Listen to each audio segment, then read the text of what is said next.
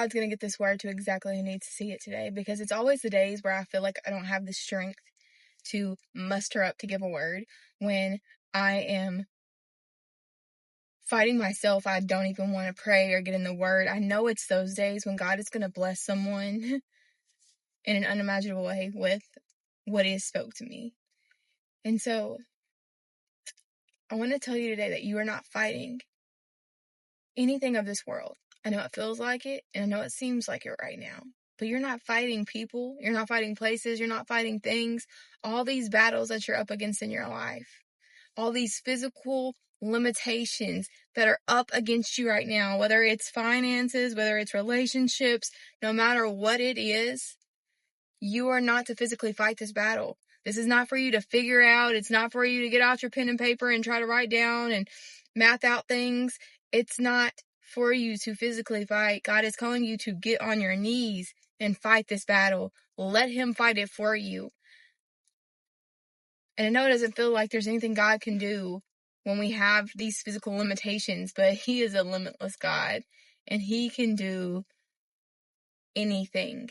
Absolutely anything. Even Jesus himself, when he was in the garden, he knew the cross was coming, and he's in prayer, and he's literally sweating blood because he knows the cross is coming. This is how much anguish he was in. So imagine our most stressed moments, our most nervous moments, our most anxious moments, when we feel like everything is falling apart, when we feel like everything is coming up against us at once, and it feels like there's no way out, and it feels like we're trapped, and it feels like we're stuck. And I'm going to get emotional because I know God.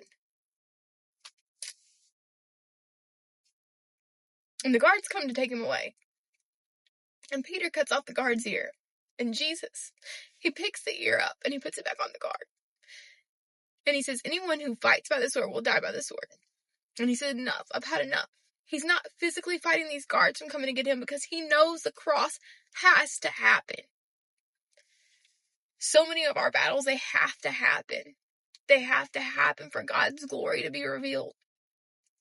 And I think of King Jehoshaphat and how he was up against a triple army. A triple army. He didn't stand a chance.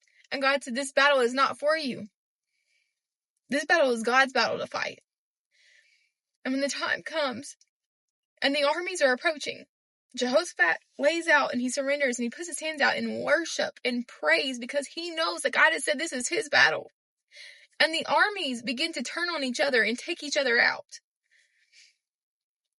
I can't imagine the anguish or the fear when a triple army is approaching you. We don't have to fight physical battles like that today.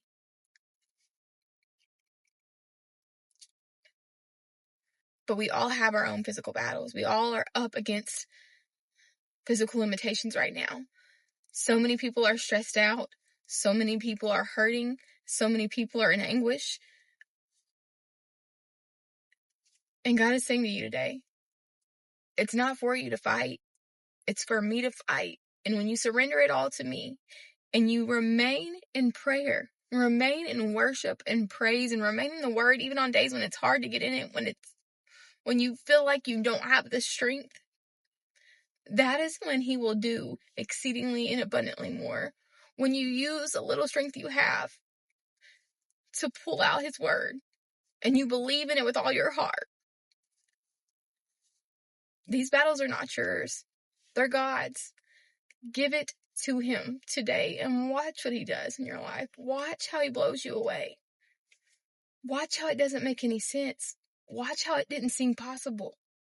God is a merciful and gracious God, even when we mess up.